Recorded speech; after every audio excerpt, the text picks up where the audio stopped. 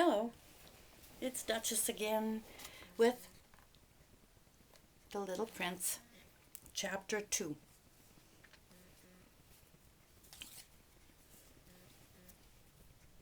So I lived my life alone, without anyone that I could really talk to, until I had an accident with my plane in the desert of Sahara 6 years ago. Something was broken in my engine. And as I had with me neither a mechanic nor any passengers, I set myself to attempt the difficult repairs all alone. It was a question of life or death for me. I had scarcely enough drinking water to last 1 week. The first night, then, I went to sleep on the sand 1,000 miles from any human habitation. I was more isolated than a shipwrecked sailor on a raft in the middle of the ocean. Thus you can imagine my amazement at sunrise when I was awakened by an odd little voice. It said, "If you please, draw me a sheep." What? Draw me a sheep. I jumped to my feet, completely thunderstruck. I blinked my eyes hard. I looked carefully all around me. And I saw a most extraordinary small person who stood there examining me with great seriousness.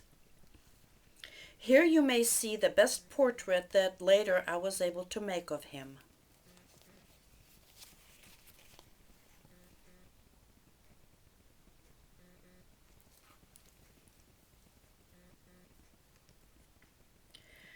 But my drawing is certainly very much less charming than its model. That, however, is not my fault. The grown-ups discouraged me in my painter's career when I was 6 years old, and I never learned to draw anything except boas from the outside and boas from the inside. Now I stared at this sudden apparition with my eyes fairly starting out of my head in astonishment. Remember, I had crashed in the desert 1,000 miles from any inhabited region.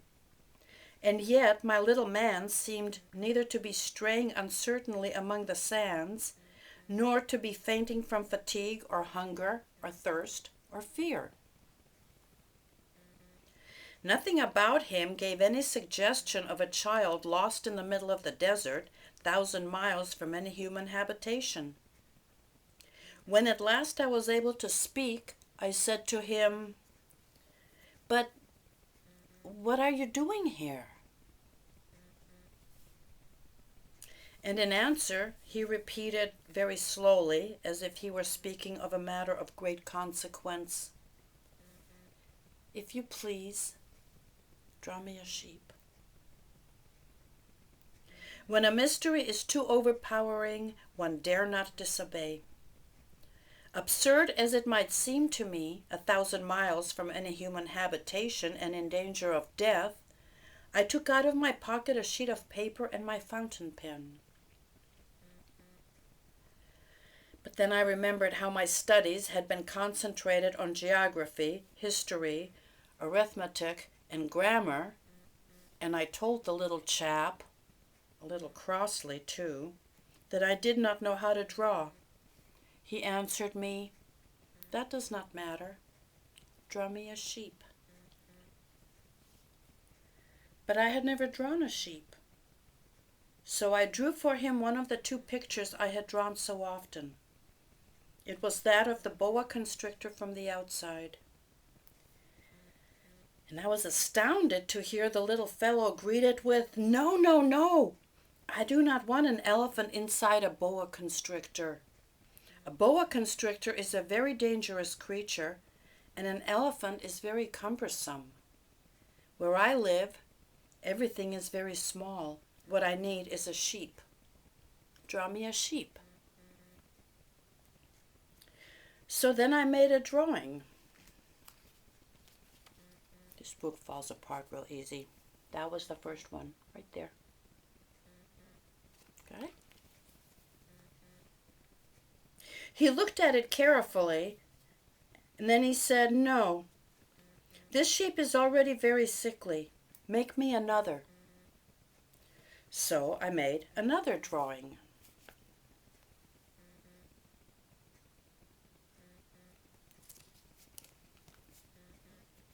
My friend smiled gently and indulgently.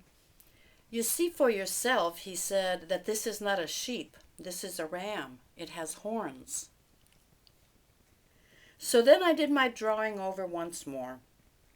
But it was rejected too, just like the others. This one is too old. I want a sheep that will live a long time.